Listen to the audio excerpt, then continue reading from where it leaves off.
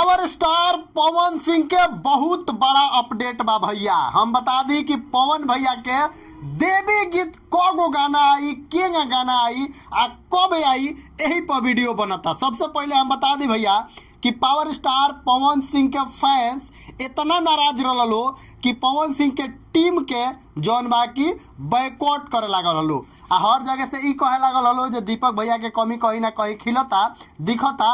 एकरा बाद जस्ट अमित सिंह के द्वारा कुछ अपडेट दिहल गई बा, जौन अपडेट में ही बतावल गई बा कि पावर स्टार पवन सिंह के देवी गीत आखिर कगो आई। तो सबसे पहले भैया वीडियो में बनल रहो बता दी कि पावर स्टार पवन सिंह के अभी देवी गीत सिर्फ कंपोज करके म्यूजिक करके रखल गई बा।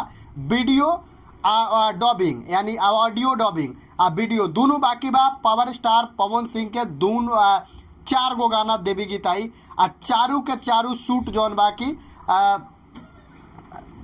चारू के चारू जौन बा की शूट कल जाई लखनऊ में। तो जे भी वीडियो देखा था सब लोग के बता दी कि पावर स्टार पवन सिंह के देवी गीत के शूटिंग लखनऊ में होके वाला बा।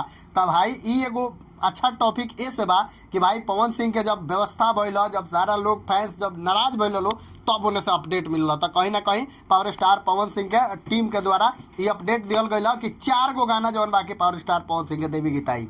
सबसे पहिलका गाना हो सकता मैंने सस्पिशन में बा, हो सकता कि पहिलका गाना वेब से आवे वाला बा, ठीक बा, ई कन्फर्म नहीं है लेकिन हो सकता।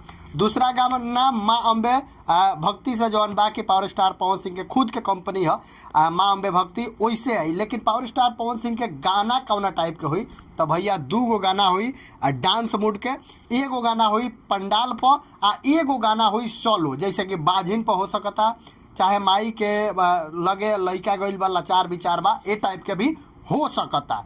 एकरा पर के उगा मत दिहलो, अब जानकारी पूरा बात हम बताओ तनी तो सस्पिशन में एकरा के रखे बा। बाकी एगो और बात बता दी कि जितना लोग वीडियो देखा था सब लोग खातिर खुशखबरी बा कि पावर स्टार पवन सिंह का बहुत ही बेहतरीन गाना आ रहा बा, बहुत ही अच्छा देवी गीत आ रहा बा। तो रउआ सब वीडियो को खूब ज़्यादा शेयर करिए। जानकारी रउआ अगर मिल गई तो एकरा के आगे के जे भी बा आगे बा ओकरा के जानकारी भेजी आ भेज के पावर स्टार पवन सिंह के एकदम फैंस के जानकारी दिलाई कि भाई पावर स्टार पवन सिंह के अच्छा गाना जौन बाकी आ रहा बा। बाकी मिलता नहीं अगला वीडियो में, तब तक खातिर नमस्कार।